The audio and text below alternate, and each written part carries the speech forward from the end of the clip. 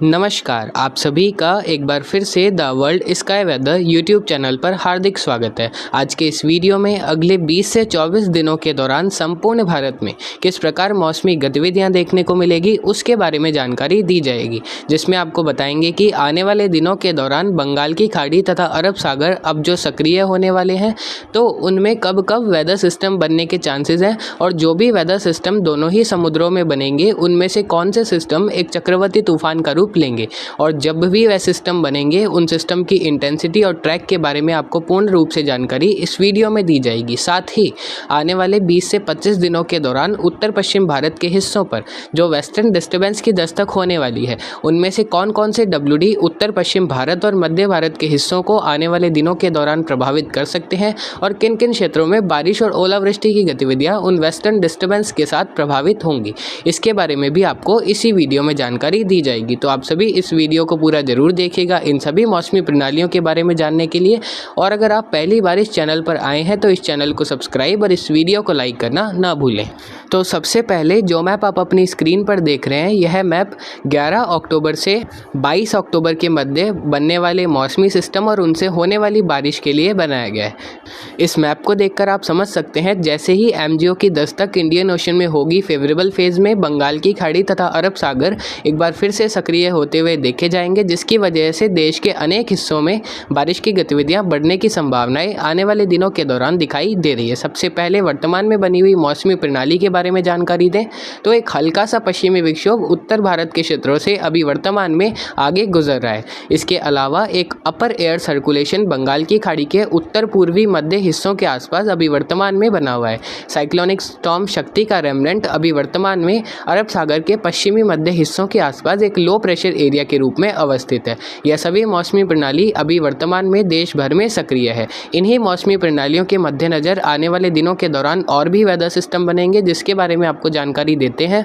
तो बंगाल की खाड़ी के दक्षिण पश्चिमी मध्य हिस्सों के आसपास 16 से 20 अक्टूबर के मध्य के समय में एक नया लो प्रेशर एरिया बनने के चांसेस हैं, जिसके वजह से दक्षिण भारत के हिस्सों में आने वाले दिनों के दौरान लगातार बारिश की गतिविधियां जारी रहेगी। हालांकि जो यह वेदर सिस्टम 16 से 20 अक्टूबर के मध्य के समय में दक्षिण पश्चिम बंगाल की खाड़ी में बनेगा, इसके ज़्यादा इंटेंसिफाई होने के चांसेस नहीं हैं। यह केवल एक अपर एयर सर्कुलेशन से लगाकर एक लो प्रेशर एरिया की कैटेगरी में ही रहेगा। इसके बाद बनने वाला सिस्टम काफ़ी इंटेंसिफाई होगा, जिसके बारे में आपको अगले मैप में जानकारी दी जाएगी। वहीं इसी दौरान एमजीओ की दस्तक के साथ ही अरब सागर भी सक्रिय होगा। 17 से 21 अक्टूबर के मध्य के समय में अरब सागर के दक्षिण पूर्वी हिस्सों के आसपास एक नया लो प्रेशर एरिया बनने की संभावना है, जिसकी वजह से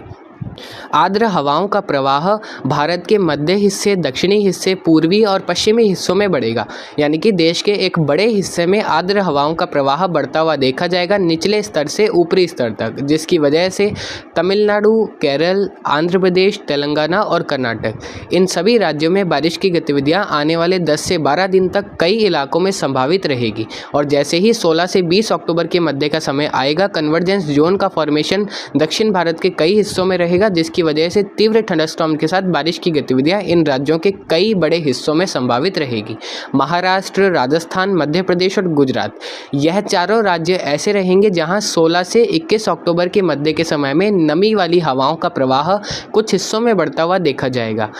क्योंकि अरब सागर में बनने वाले सिस्टम की वजह से एक हल्का सा कन्वर्जेंस जोन महाराष्ट्र से मध्य प्रदेश के क्षेत्रों की तरफ बनता हुआ देखा जा सकता है, जिसकी वजह से इन सभी राज्यों में कुछ नमी वाली हवाएं अरब सागर और बंगाल की खाड़ी दोनों से ही पहुंचेंगी। और उसी दौरान लगभग 17 से 21 अक्टूबर के मध्य के समय में उत्तर पश्चिम भारत के क्षेत्रों पर एक वेस्टर्न डिस्टर्बेंस भी दस्तक दे रहा होगा। इन तीनों ही मौसमी प्रणालियों के प्रभाव से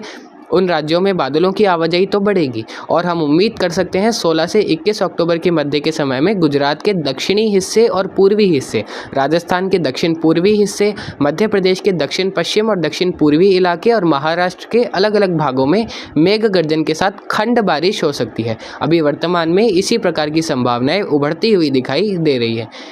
आने वाले दिनों के दौरान इसमें कुछ चेंजेस भी होंगे क्योंकि वेदर सिस्टम के ट्रैक और इंटेंसिटी में थोड़े से बदलाव होंगे, जिसकी वजह से निश्चित रूप से इस पूर्वानुमान में थोड़ा सा बदलाव आएगा और जहां जहां बारिश की संभावनाएं अभी कम है उन क्षेत्रों में बारिश की संभावनाएं बढ़ भी सकती है। उत्तर पश्चिम भारत में आने वाले वेस्टर्न डिस्टर्बेंस की वजह से 17 से 21 अक्टूबर के मध्य के समय में रुक रुक कर जम्मू कश्मीर, हिमाचल प्रदेश और उत्तराखंड के उत्तरी हिस्सों में हल्की मध्यम बारिश और हल्की मध्यम बर्फबारी होने की संभावनाएं रहेंगी। हालांकि अगर अरब सागर के सिस्टम का सपोर्ट WD को मिल जाता है तो उत्तर पश्चिम भारत के मैदानी हिस्सों में भी कुछ खंड बारिश हो सकती है, जिसमें पंजाब, हरियाणा, दिल्ली और उत्तर प्रदेश के हिस्से शामिल रह सकते हैं, क्योंकि इस दौरान उत्तर पूर्वी राजस्थान और उत्तर पश्चिमी मध्य प्रदेश के आसपास के क्षेत्रों पर एक हल्के से सर्कुलेशन भी उभरते हुए लगभग 850 HPA से 700 HPA के बीच दिखाई दे रहे हैं। अगर यह सर्कुलेशन थोड़े से प्रभावी होते हैं और मॉइस्चर का प्रभाव इन सर्कुलेशन को थोड़ा ठीक ठाक मिल जाता है तो उत्तर पश्चिम भारत के मैदानी हिस्सों में भी 17 से 21 अक्टूबर के मध्य के समय में कुछ खंड बारिश की गतिविधियां दर्ज हो सकती है।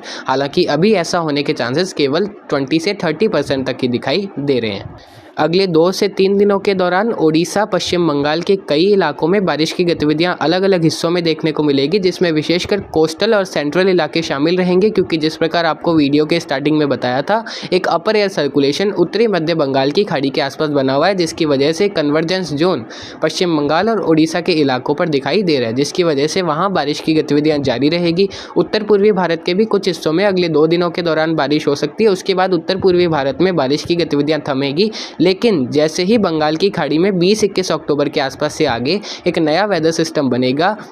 जिसके बारे में आपको अगले मैप में जानकारी देंगे, तो 20-21 अक्टूबर से लगाकर 22 अक्टूबर के मध्य के समय में ओडिशा, झारखंड, पश्चिम बंगाल, छत्तीसगढ़ और तेलंगाना के विभिन्न हिस्सों में तीव्र थंडरस्टॉर्म के साथ बारिश की गतिविधियां बढ़ेंगी। इसीलिए उन क्षेत्रों में ग्रीन कलर इस मैप में दिखाया जा रहा है। तो आप सभी समझ गए होंगे कि देश के अनेक हिस्से बारिश की गतिविधियों से प्रभावित रहेंगे आने वाले दिनों के दौरान, और जैसे जैसे हम अक्टूबर के अंतिम सप्ताह की तरफ जाएंगे, देश का एक बड़ा हिस्सा बारिश से कवर रहेगा, जिसमें उत्तर पश्चिम भारत के हिस्से भी शामिल रह सकते हैं। महाराष्ट्र के दक्षिणी मध्य हिस्से, तेलंगाना, आंध्र प्रदेश, कर्नाटक, केरल और तमिलनाडु, इन सभी राज्यों में आने वाले 10 से 12 दिनों के दौरान सामान्य से बहुत अधिक बारिश होने की संभावना है और 17 से 21 अक्टूबर के मध्य के समय में उत्तर पूर्वी मानसून की दस्तक भी इन क्षेत्रों में देखने को मिल सकती है, क्योंकि दक्षिण पश्चिम मानसून अब लगभग अगले 2 से 3 दिनों के दौरान देश के अधिकांश हिस्सों से वापसी ले लेगा।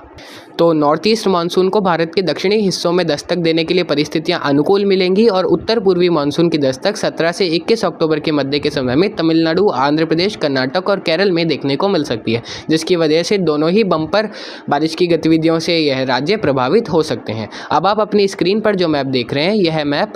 23 अक्टूबर से लगाकर 3 नवंबर के मध्य देश भर में होने वाली बारिश के लिए बनाया गया है। जिस प्रकार आप अगर CFS मॉडल और ECM मॉडल का पूर्वानुमान देखते होंगे तो आप सभी को पता होगा कि यह दोनों ही मॉडल देश के अधिकांश हिस्सों में इस समय अवधि के दौरान बारिश की गतिविधियां दिखा रहे हैं, क्योंकि मौसमी प्रणालियां ही ऐसी उभरने वाली है जिसकी वजह से देश में एक बड़े स्तर पर बारिश की गतिविधियां एक बार फिर से शुरू हो सकती है और कई राज्यों को ऐसा लग सकता है कि मानसून एक बार फिर से आ चुका है। जिस प्रकार आपको पिछले मैप में बताया था, 21 अक्टूबर से 25 अक्टूबर के मध्य के समय में बंगाल की खाड़ी के दक्षिणी मध्य हिस्सों के आसपास एक नया लो प्रेशर एरिया बनने की संभावना है और इस लो प्रेशर एरिया के आगे चलकर डिप्रेशन और डीप डिप्रेशन भी बनने की संभावनाएं तमिलनाडु और आंध्र प्रदेश के कोस्टल इलाकों के आसपास तक रहेगी। GFS मॉडल के अनुसार यह सिस्टम एक सीवियर साइक्लोनिक स्टॉर्म बन सकता है। हालांकि ECM मॉडल के अनुसार इस सिस्टम के डिप्रेशन या फिर डीप डिप्रेशन तक जाने की संभावनाएं काफ़ी अधिक जताई जा रही है। कुल मिलाकर दोनों ही मॉडल्स में यह कॉन्सेंसस आ चुका है कि यह सिस्टम इंटेंसिफाई होगा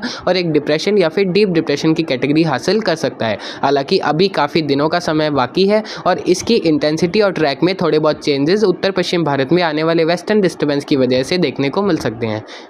यानी कि अगर वेस्टर्न डिस्टर्बेंस थोड़ा सा और दक्षिणवर्ती होता है और यह सिस्टम इंटरैक्ट कर लेता है तो यह सिस्टम पूर्वी भारत के हिस्सों की तरफ रिकर्व कर सकता है। अभी इसकी संभावनाएं बेहद कम है और इस सिस्टम के बनने के साथ ही 22 से 26 अक्टूबर के मध्य के समय में तमिलनाडु, आंध्र प्रदेश, केरल, कर्नाटक और जो तेलंगाना के हिस्से हैं वहाँ अनेक भागों में मेघ गर्जन के साथ तीव्र बारिश यानी कि भारी बारिश होने की संभावनाएं रहेंगी और इस प्रकार की इंटेंसिटी का सिस्टम अगर इन क्षेत्रों की तरफ तरफ 23 या फिर 24 अक्टूबर को लैंडफॉल करता है तो तेज हवाएं भी इन राज्यों के कई हिस्सों को प्रभावित कर सकती है और भारी से अति भारी बारिश भी कई हिस्सों में देखने को मिल सकती है। हालांकि एग्जैक्ट डेट बताना अभी संभव नहीं है लैंडफॉल के लिए, क्योंकि अभी यह सिस्टम बना भी नहीं है और इसमें अभी काफ़ी दिन बाकी है। इसके लिए आपको लगातार the World Sky Weather channel के साथ जुड़े रहना होगा। वहीं जिस प्रकार आपको बताया, जैसे ही यह सिस्टम बनेगा देश के और अधिक हिस्सों में मॉइस्चर वाली हवाओं का प्रवाह बढ़ेगा और कन्वर्जेंस जोन का फॉर्मेशन देखने को मिलेंगे। निचले स्तर से ऊपरी स्तर तक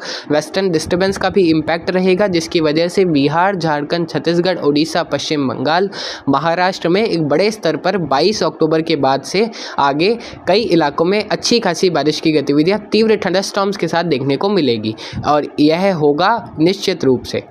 जिसकी वजह से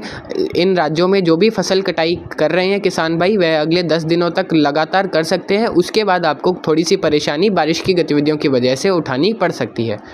वहीं उत्तर पश्चिम भारत में आने वाले वेस्टर्न डिस्टर्बेंस की बात करें तो जिस प्रकार आपको पहले बताया 17 से 21 अक्टूबर के मध्य के समय में एक हल्का पश्चिमी विक्षोभ उत्तर पश्चिम भारत के हिस्सों पर आ सकता है। हालांकि कोई उसका विशेष असर उत्तर पश्चिम भारत के मैदानी हिस्सों में दिखाई नहीं दे रहा है। वहीं इस माह के अंतिम दिनों और नवंबर के शुरुआती सप्ताह में उत्तर पश्चिम भारत में एक और सक्रिय पश्चिमी विक्षोभ आने के लिए परिस्थितियां अनुकूल बनती हुई दिखाई दे रही है। तो हम उम्मीद कर सकते हैं 26-27 अक्टूबर से 3 नवंबर के मध्य के समय में कभी भी उत्तर पश्चिम भारत पर एक सक्रिय पश्चिमी विक्षोभ दस्तक दे सकता है, जो कि बंगाल की खाड़ी में बनने वाले सिस्टम के साथ इंटरेक्ट करके मॉइस्चर वाली हवाओं को उत्तर भारत की तरफ पहुंचा सकता है और एक बार फिर से कई राज्यों में बारिश की गतिविधियां बढ़ाने में मदद कर सकता है, जिसमें पंजाब, हरियाणा, दिल्ली, उत्तर प्रदेश, राजस्थान, गुजरात, जम्मू कश्मीर, उत्तराखंड और हिमाचल प्रदेश के इलाके शामिल रह सकते हैं। इन राज्यों में अक्टूबर माह के अंतिम दिनों और नवंबर के शुरुआती सप्ताह में बारिश होने के लिए परिस्थितियां काफ़ी अनुकूल दिखाई दे रही है। वहीं यह सिस्टम भारत के मध्य दक्षिणी हिस्सों को पार करते हुए अरब सागर में भी जा सकता है 21 से 25 अक्टूबर के मध्य के समय में, और अरब सागर में जाकर यह थोड़ा सा और इंटेंसिफाई भी हो सकता है या फिर कहीं अपनी इंटेंसिटी मेंटेन करते हुए एक डिप्रेशन के रूप में भारत के पश्चिमी हिस्सों की तरफ जा सकता है, जिस प्रकार आप अपनी स्क्रीन पर देख सकते हैं। लेकिन जैसा आपको बताया, अभी इस सिस्टम के ट्रैक और इंटेंसिटी में पूरी तरह से कंफर्मेशन नहीं हुआ है। आने वाले दिनों में इसमें पूरी तरह से कंफर्मेशन होगा, इसीलिए इस सिस्टम की इंटेंसिटी और ट्रैक में अभी भी चेंजेस हो सकते हैं, जिसकी वजह से निश्चित रूप से बारिश होने वाली जो गतिविधियां हमने बताई है उसमें भी थोड़े बहुत चेंजेस हो सकते हैं।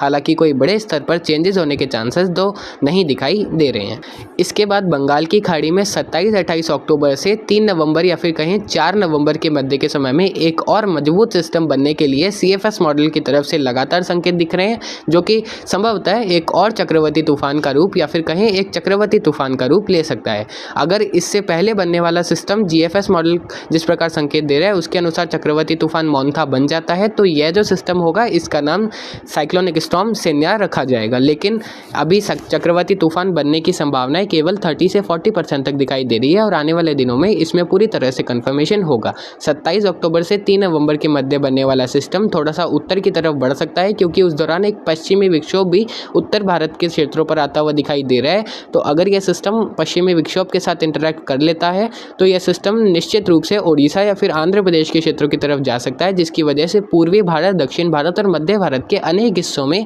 इस माह के अंतिम दिनों और नवंबर के शुरुआती सप्ताह में अच्छी खासी बारिश की गतिविधियां दर्ज हो सकती है। तापमान की स्थिति इस समय अवधि के दौरान अगले 15 से 25 दिनों के दौरान देश के अधिकांश हिस्सों में सामान्य रहेगी। उत्तर पश्चिम भारत में सामान्य से कम भी न्यूनतम तापमान आने वाले 15 से 25 दिनों के दौरान दर्ज होंगे और अच्छी खासी सर्दी उत्तर पश्चिम भारत में अब जल्द शुरू हो सकती है। अब आप अपनी स्क्रीन पर जो मैप देख रहे हैं यह एक समरी है वीडियो के लास्ट में जो हम देते हैं। तो फर्स्ट पॉइंट है, a new low pressure area may form in Bay of Bengal between 16th to 20th October. 16 से 20 अक्टूबर के मध्य के समय में बंगाल की खाड़ी के दक्षिण पश्चिमी हिस्सों पर एक नया वेदर सिस्टम बन सकता है। Low pressure area may form in Arabian Sea between 17th to 21st October. 17 से 21 अक्टूबर के मध्य के समय में अरब सागर में भी एक लो प्रेशर एरिया बन सकता है। A cyclonic storm may form in Bay of Bengal between 27th October to 3rd नवंबर। 27 अक्टूबर से 3 नवंबर के मध्य के समय में बंगाल की खाड़ी में एक चक्रवाती तूफान बनने के लिए परिस्थितियां काफ़ी अनुकूल दिखाई दे रही है। हालांकि 21 से 25 अक्टूबर के मध्य के समय में बनने वाले सिस्टम के लिए भी चक्रवाती तूफान बनने के लिए परिस्थितियां अब अनुकूल बन सकती है।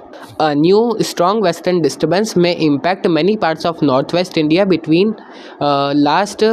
Days of October to starting first week of November. इस माह के अंतिम दिनों और नवंबर के शुरुआती सप्ताह में उत्तर पश्चिम भारत में एक सक्रिय पश्चिमी विक्षोभ से कई हिस्सों में बारिश और ओलावृष्टि की गतिविधियां दर्ज हो सकती है। North east monsoon is expected to enter between 17 October to 21 October. 17 से 21 अक्टूबर के मध्य के समय में उत्तर पूर्वी मानसून की दस्तक भारत के दक्षिणी हिस्सों में देखने को मिल सकती है। परिस्थितियां काफ़ी अनुकूल बनती हुई दिखाई दे रही है। Maximum and minimum temperature will remain in normal category over many states of India with below normal category over few parts of Northwest India। अधिकतम और न्यूनतम तापमान देश के अधिकांश हिस्सों में सामान्य